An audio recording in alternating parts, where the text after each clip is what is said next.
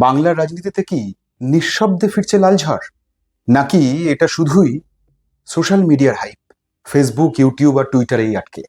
2011 সালে হারের পর যাদের ক্ষেত্রে বলে দেওয়া হয়েছিল শেষ কথা, তারাই কি আবার 26-এ প্রাসঙ্গিক হতে চলেছে? বাংলার রাজনীতি মানেই গত 15 বছরে শুধুমাত্র টিএমসি আর বিজেপি, কিন্তু 26-এর বিধানসভা ভোটের আগে একটা নতুন প্রশ্ন হঠাৎ করে জন্ম নিয়েছে। সিপিএম কি ফিরে আসছে প্রবলভাবে? উত্তর হ্যাঁ বা না যাই হোক না কেন, যুক্তি দিয়ে সাজাবো, তুলে ধরবো সম্ভাবনার অসংখ্য দিক। চলুন তো দেখা যাক কি বলছে পরিস্থিতি। আমি অভিষেক সেনগুপ্ত, আপনারা দেখছেন বেঙ্গল পলিটিক্স। চলুন মূল ভিডিওয় পা রাখি আমরা।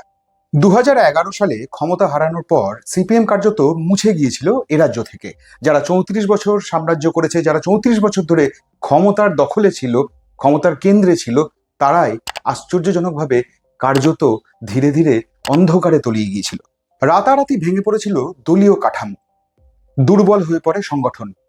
যারা বিশ্বাসে ভরসায় দীর্ঘদিন থেকেছে লাল ঝান্ডার আশ্রয়ে অথবা লাল ঝান্ডার ভরসায়, তারাই একে একে সরে গিয়েছিলেন। নিচু তলার কর্মী থেকে ওপর তলার নেতা পর্যন্ত দলবদলের ঢেউ উঠেছিল সে সময়। লাল রং কার্যত বিবর্ণ হয়ে পড়েছিল বাংলার রাজনীতিতে। 2016 সালের নির্বাচনে একটা পাল্টা হাওয়া তৈরি হয়েছিল ঠিকই, কিন্তু মানুষের মন বুঝতে পারেনি সে সময় সিপিআইএম এর শীর্ষ নেতৃত্ব। এখনো অনেক নেতা বলেন কংগ্রেসের সঙ্গে সে সময় জোটটা ঠিকঠাক জোরালো না হওয়ার কারণে বামেরা আবার ফিরে আসার রাস্তা তৈরি করতে পারেনি। এরপর তো বিরাট ধাক্কা, 2019 সালে লোকসভা নির্বাচনে শূন্য হয়ে যাওয়া এবং 2021 সালে একেবারে আঁধারে তলিয়ে যাওয়া। তৃণমূল যত শক্ত করেছে মাটি, ততই আঁধারে তলিয়ে গিয়েছে সিপিআইএম। ততদিনে বাংলার রাজনীতিতে একটু একটু করে আর এক শক্তি মাথা তুলতে শুরু করেছে, তার নাম বিজেপি, ভারতীয় জনতা পার্টি। ওই 2019 সালের লোকসভা নির্বাচন থেকেই একটা ন্যারেটিভ চালু হয়ে গেছিল, এই বাংলায় তৃণমূলের বিকল্প যদি কেউ হয়ে থাকে সেটা আর যাই হোক সিপিআইএম নয়, একমাত্র বিজেপি। খানিকটা তারই জেরে 2019 সালের ভোটে বামের ভোট একটু একটু করে রামের দিকে হাঁটতে শুরু করে, আর তাতেই ফুলে ফেঁপে ওঠে বিজেপির ভোট ব্যাংক। এই বিজেপির উত্থান হলো কি করে? একটু পিছিয়ে যেতে হবে, অর্থাৎ 2019 থেকে একটু পিছিয়ে 3 বছর পেছনে যদি 2016 সালে পা রাখা যায়, তাহলে পুরো ছবিটা একটু একটু করে পরিষ্কার হয়ে যাবে। 2016 সালের বিধানসভা নির্বাচন বোধহয় বাংলার কাছে এক নতুন দিশার খোঁজ দিয়েছিল বা একটা নতুন দিগন্ত খুলে দিয়েছিল। ওই নির্বাচনে তৃণমূল 211টা সিট পায়, আর বাম কংগ্রেস জোট পেয়েছিল 70টা সিট। কংগ্রেস জিতেছিল 44টা আসন, আর বামেরা জিতেছিল মাত্র 26টা আসন। তাহলে বিজেপির কত আসন ছিল?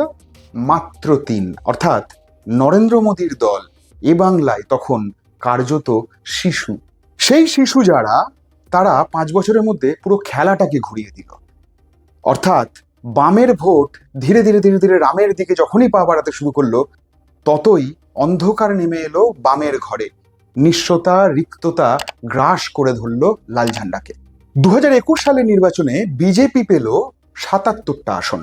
যে বামেরা 2016 সালে পেয়েছিল 25% ভোট, তারাই 5 বছর পর কার্যত একদম তলায় নেমে এলো, তলানিতে নেমে এলো, প্রবল অবনমন হলো, নেমে এলো 5% ভোটে। আর বিজেপি 10 থেকে একদম রকেটে চেপে পৌঁছে গেল 38%। 2011 নিশ্চিতভাবেই পালা বদলের কাহিনী, কোনো সন্দেহ নেই। তৃণমূলের উত্থান এবং বামেদের 34 বছরের রাজত্বের অবসান। কিন্তু বাংলার ইতিহাস 2021 সালকেও পালা বদলের নথি হিসেবে মান্যতা দেবে, দিতেই হবে। কেন জানেন? তার কারণ ওই 2021 সালেই কার্যত বিজেপি বিরোধী দল হিসেবে যেমন উঠে এলো, একই রকম ভাবে গোটা রাজ্য থেকে বাম এবং কংগ্রেস দুটো দলকে কার্যত মুছে দিল। সেই মোড়াগাঙে কি নতুন করে ঢুকছে জোয়ারের জল? গত 5 বছরের যদি ইতিহাস বা নথি যদি ওলট পালট করে দেখা যায়, তাহলে দেখা যাবে যে সিপিআইএম, লাল ঝান্ডা, বামেরা আবার নতুন করে প্রাসঙ্গিক হওয়ার লড়াইয়ে নেমেছে। মাঠে ময়দানে, রাস্তায়, মিছিলে, জনসভায় মানুষের কাছে বারবার দাবি রাখছে, আবেদন রাখছে, তারা ফিরে আসতে চাইছে। এই যে আবেদন, আরতি, আরজি, এই যে তাগিদ, এই তাগিদই বোধহয় একটু একটু করে ওপরে ছেয়ে থাকা কালো যে মেঘ ছিল, সেই মেঘ একটু একটু করে কেটে যেতে পারে। সেরকম সম্ভাবনার অনেকগুলো দিক দেখা যাচ্ছে। এর কারণ কি? কারণ মূলত তিনটে। প্রথম কারণ হচ্ছে যে বামেরা আবার মিছিলে ফিরেছে। মিছিল ছিল না তা নয়, কিন্তু ইস্যু ভিত্তিক মিছিল ছিল না। যে কোনো ক্ষুদ্রাতি ক্ষুদ্র বিষয় থেকে শুরু করে বড় পর্যন্ত যে কোনো ইস্যুতে ঝাঁপিয়ে পড়া, যুবদের নিয়ে নবীন প্রবীণের যে ভারসাম্য তৈরি করে রীতিমতো একদম পাগলের মতো রাস্তায় নেমে পড়া, হৈ হৈ করে ঝাঁপিয়ে পড়া, এই ব্যাপারটা কোথাও না কোথাও একটু হলেও চোখে পড়ছিল না। সেটাই আবার নতুন করে ফিরতে শুরু করলো।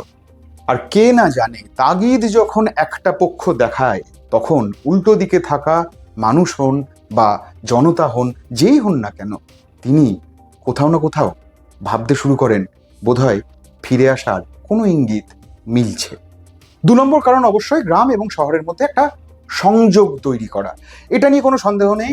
77 সালে যখন ক্ষমতায় এসেছিল বামেরা, তখন গ্রামের সঙ্গে, শ্রমিকদের সঙ্গে, চাষিদের সঙ্গে বামেদের একটা নিবিড় সম্পর্ক ছিল। কিন্তু যত দিন গিয়েছে বামেদের বিরুদ্ধে অভিযোগ উঠেছে যে দল একসময় ছিল সর্বহারাদের দল, তারাই হয়ে উঠেছে মধ্যবিত্তের দল। এই অভিযোগ গত 5 বছর ধরে মোছার প্রবল চেষ্টা বামেরা করেছে, যে কারণে গ্রাম এবং শহরের মাঝে যে সেতুটা ছিল, যা ভেঙে পড়েছিল বা কোথাও কোথাও সেটা হারিয়ে গিয়েছিল, সেটাকে আবার নতুন করে ফিরিয়ে আনা হয়েছে। এই যে বাংলা বাঁচাও যাত্রা, যার একটা প্রবল প্রতিফলন দেখা গেছে। এই বাংলা বাঁচাও যাত্রার মধ্যে দিয়ে গ্রামের মানুষের মনের গভীরে ঢোকার চেষ্টা করেছেন সিপিআইএম-এর নেতারা। খানিকটা প্রতিফলন তো তার পেয়েওছেন, খানিকটা তার সুফল তো মিলছে। এটা একটা অত্যন্ত জোরালো দিক। আর 3 নম্বর কারণটা, কাহানি মে টুইস্ট কিন্তু এখানে। যদি খেয়াল করে দেখেন, গত 5-7 বছর ধরে বামেরা একের পর এক এমন এমন নতুন মুখ তুলে নিয়ে এসছে, যারা কার্যত লড়াইয়ের ময়দানে এমন প্রবলভাবে পেনিট্রেট করেছে, শাসক বিরোধী দুদিকেই এদের নিয়ে ভাবনা চিন্তা শুরু হয়ে গেছে। এই তালিকায় কে নেই? মীনাক্ষী মুখার্জি, দীপশিতা ধর, সৃজন ভট্টাচার্য, শতরূপ ঘোষ, কলতান দাশগুপ্ত, নবনীতা চক্রবর্তী, সায়নদীপ মিত্র, একে একে অসংখ্য নাম।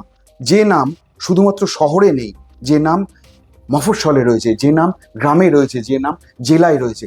এদের এই যে একটা সম্মেলন তৈরি হয়, এদের যে একসঙ্গে মঞ্চে এসে দাঁড়ানো, এটাই কিন্তু বামেদের পাল্টে দেওয়ার একটা স্ফুলিঙ্গ তৈরি করেছে।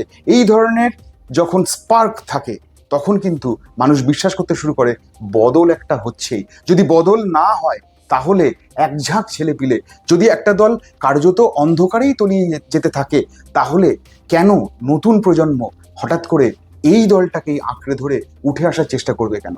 নিশ্চিতভাবেই আলিমুদ্দিনের এটা মাস্টার স্ট্রোক। সম্ভাবনার নানান দিক তো বললামই। যে কোনো ঘটনা যখন ঘটে, তার প্লাস মাইনাস দুটো দিকই থাকে। কিন্তু গ্রাউন্ড রিয়েলিটি কি বলছে? সিপিএম যে ফিরছে, সত্যি কি বাস্তব? সিপিএম যে প্রত্যাবর্তনের ভাবনা ভাবছে, তাগিদ দেখাচ্ছে, সেটা কতটা এই বাস্তবের মাটিতে দাঁড়িয়ে সম্ভব, সেটা নিয়ে আলোচনা করা দরকার। এবং এটাই কিন্তু সবচেয়ে গুরুতর বিষয়। বেশ কিছুদিন হলো বিভিন্ন মিটিং মিছিলে যাতায়াত করছি, বিভিন্ন নেতার সঙ্গে কথা বলছি। তিনি তরুণ হতে পারেন, প্রবীণ হতে পারেন, তিনি কর্মী হতে পারেন, তিনি দলের শুভনাধ্যায়ী হতে পারেন, দলের প্রতি সহানুভূতি থাকতে পারে। এমন অনেক মানুষের সঙ্গে কথা বলে একটা ইন্টারেস্টিং ট্রেন্ড চোখে পড়েছে আমার। সেই ট্রেন্ডটা নিয়ে আলোচনা করব। এই ট্রেন্ডটাই বোধহয় আপনাকে খানিকটা আলোর দিশা দেখাতে পারে। সাধারণ মানুষের মূল ভাবনা কি জানেন? বেশ কিছু জায়গায় আমি কোনো দলের বিরোধী নই, আমি না কারোর পক্ষে না কারোর বিপক্ষে, তবুও সাধারণ মানুষ তো কথা বলেন, তারাই ভোটটা দেন, ফলে তাদের কথাই তুলে ধরতে হবে। বেশ কিছু জায়গায় সাধারণ মানুষের সঙ্গে কথা বলে আমার মনে হয়েছে যে তারা তৃণমূলের অনেক বিষয় নিয়ে তারা বিরক্ত। তাতে দুর্নীতি থাকতে পারে, তাতে নানান অন্য বিষয় থাকতে পারে, কিন্তু তারা বেশ কিছু বিষয় নিয়ে বিরক্ত। একই রকমভাবে তারা বিজেপির ওপর পুরোপুরি বিশ্বাসও করতে পারছেন না। ফলে এই দুটো মিশ্রণ কোথাও না কোথাও বামেদের বোধহয় পেনিট্রেট করার একটা একফালি আলপথ যদি বলেন, সেটা কিন্তু তৈরি করে দিয়েছে। আপনি যদি এই পথে, মানে বামেরা যদি এই আলপথ ধরে হাঁটতে থাকে, যদি এই পথ ধরে ধীরে ধীরে এগিয়ে যায়, তাহলে কে বলতে পারে একটা সময় এই আলপথই রাজপথ হয়ে যাবে না? এই মুহূর্তে বাংলা রাজনীতিতে অল্টারনেটিভ নামে একটা শব্দের জন্ম হয়েছে। এর বাংলা তর্জমা করলে কি দাঁড়ায় জানেন? বিকল্প। এই বিকল্প কারা হতে পারে? বিজেপি দাবি করছে তারাই তৃণমূলের একমাত্র বিকল্প এ রাজ্যে, কিন্তু কোথাও কোথাও বামেদেরকেও এই বিকল্প ভাবনায় কিন্তু রাখা হচ্ছে, হুইচ ইজ ভেরি ইন্টারেস্টিং। বিকল্পের এই নয়া বৃত্তে ঘুরপাক খাচ্ছেন কারা? মানে যারা ধরুন ভাবছেন যে বামেরা আগামী দিনে বিকল্প হয়ে উঠতে পারেন, এই বৃত্তটাতে কারা কারা রয়েছেন? শিক্ষিত মধ্যবিত্ত পরিবার, তরুণ ভোটার এবং তথাকথিত বাম মনোভাবাপন্ন মানুষ। এই কারণটার জন্যই বামেদের মিছিলে এখন বিপুল ভিড় দেখতে পাবেন, মানুষের মুখে মুখে স্লোগান শুনবেন, হাততালির সুনামি দেখবেন। ঠিক এখানেই দুটো পরস্পর বিরোধী প্রশ্ন জন্ম নিচ্ছে। প্রথম প্রশ্নটা হচ্ছে, এ দিয়ে কি স্বপ্ন দেখা যায়? মানে এত মানুষ মিছিলে আসছেন, ভোটে আসছেন, জনসমাবেশে আসছেন, তারা দাঁড়িয়ে দাঁড়িয়ে বক্তৃতা শুনছেন, যারা প্রার্থী হয়েছেন, যারা নেতা আসছেন, এ দিয়ে কি ভোট জয় সম্ভব? বিধানসভা ভোটের মতন কঠিন ঠাঁই, সেখান থেকে কি বাড়তি কিছু আদায় করা সম্ভব? আরো একটি প্রশ্ন, এই যারা বলছেন লাল ফেরাও, হাল ফেরাও, যারা দিনের পর দিন স্লোগান দিচ্ছেন, তাদেরও সাপোর্ট কি ভোটে কনভার্ট করা যাবে? খুব গুরুতর প্রশ্ন। দেখুন, এই উত্তরটা খোঁজার আগে একটা উত্তর তার আগে খুঁজে নিতে হবে, সেটাও কিন্তু কম গুরুতর নয়। বামেদের প্রত্যাবর্তনে প্রধান বাধা কোথায় কোথায়? সহজ সত্যি যদি মানি, বেশ কিছু জায়গায় পিছিয়ে রয়েছে লাল ঝান্ডা, এবং হাতে আর সেই অর্থে সময় নেই। ফলে সেই ফাঁক বা ফাটল পূরণ করার মতন সময় বা সংগঠন তৈরি করার মতন জায়গায় বামেরা এই মুহূর্তে নেই। ফলে যা মাইনাস পয়েন্ট আছে তাই নিয়েই লড়তে হবে। এবং সেই মাইনাস পয়েন্টটা কোথায় কোথায়? দেখুন, এটা মেনে নিতে হবে, আগের মতো বুথ লেভেল সংগঠন এতটা স্ট্রং নয় সিপিএম এর। এটা যত বড়ই সমর্থক বামেদের হন না কেন, যেই হন না কেন, তিনি এটা মানতে বাধ্য। শুধু তাই নয়, তৃণমূলের মতন শক্তিশালী দলের ভিত নড়িয়ে দেওয়া কিন্তু মুখের কথা নয়। বাংলায় এখনো মমতা ব্যানার্জি ডমিনেন্ট ফোর্স। এবং এটাও মাথায় রাখতে হবে, বিজেপির মুঠোয় কিন্তু যথেষ্ট ভোট রয়েছে। স্ট্রেংথ বললাম, মাইনাস পয়েন্ট বললাম।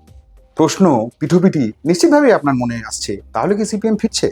দেখুন, সোজা কথা সোজাভাবে বলা ভালো, ইঙ্গিত আছে কিন্তু সময় লাগবে। একটা মোমেন্টাম তৈরি হচ্ছে, কিন্তু সেই প্রবল ঝোঁককে ভোট বাক্সে কনভার্ট করার জন্য একটা সময় আপনাকে দিতেই হবে। সেই সময়টুকু না পেলে কখনো কোনো দল এইভাবে ফিরে আসতে পারে না।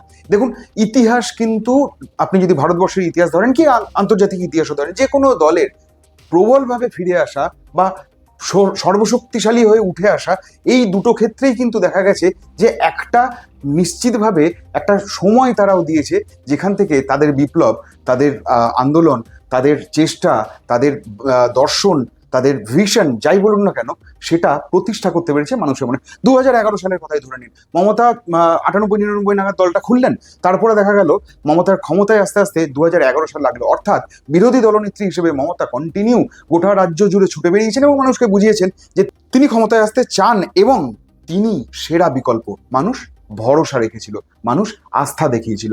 তাতেই তৃণমূল কিন্তু 2011 সালে 34 বছরের ক্ষমতা অবসান ঘটিয়ে এ রাজ্য দখল করে।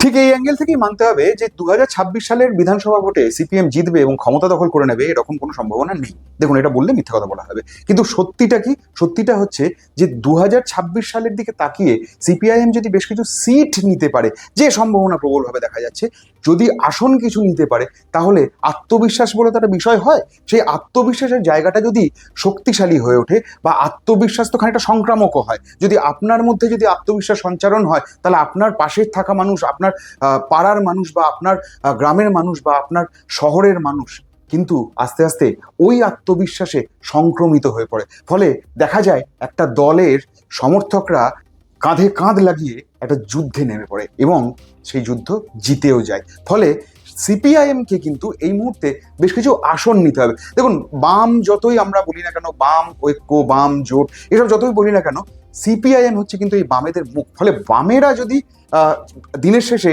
নিজেদেরকে সফল হিসেবে দেখতে চায়, তাহলে কিন্তু এই মুখ সিপিআইএমকে বেশ কিছু আসন নিতে হবে। এই আসন কোথায় কোথায় আসতে পারে বা কোথায় কোথায় কত আসন সিপিআইএম জিততে পারে, সে নিয়ে একটা অন্য ভিডিও আমি খুব শীঘ্রই আনবো। তাতে আপনারা দেখবেন সম্ভাবনার জায়গাগুলো কোথায় কোথায় রয়েছে। তবে মীনাক্ষী, বিকাশ রঞ্জন ভট্টাচার্য, ধ্রুবজ্যোতি সাহা, মুস্তাফিজুর রহমান রানা, এদিকে ধরুন আমজাদ আলী, দীপশিতা ধর, কলতান দাশগুপ্ত, মানস মুখার্জি, এরকম অসংখ্য নাম রয়েছে, যে নামেরা যদি জিততে পারেন তাহলে সংখ্যাটা কিন্তু সিঙ্গেল ডিজিট হবে না, সংখ্যাটা কিন্তু ডাবল ডিজিটে চলে যেতে পারে। এবং কেউ কেউ সিপিআইএম এর নেতারা, যারা দীর্ঘদিন ধরে ভোট পরিচালনা করছেন, যারা দীর্ঘদিন ধরে ভোট নামক মেশিনারিটাকে হাতের তালুর মতো চেনেন, তারা কিন্তু বলছেন যে ডাবল ডিজিটের সম্ভাবনা যথেষ্ট রয়েছে। আমি তো আমার মতন করে যুক্তি যা ছিল পক্ষে বিপক্ষে সবই বললাম। আপনার কি মনে হয়, সিপিআইএম এর কি প্রত্যাবর্তন হবে? যদি হয় তাহলে আমাকে লিখে বলুন কেন হবে। আর যদি আমার যুক্তিতে যদি আপনি সহমত থাকেন বা আমার যুক্তি যদি আপনাকে ছুঁয়ে থাকে নিশ্চিতভাবেই জানাবেন।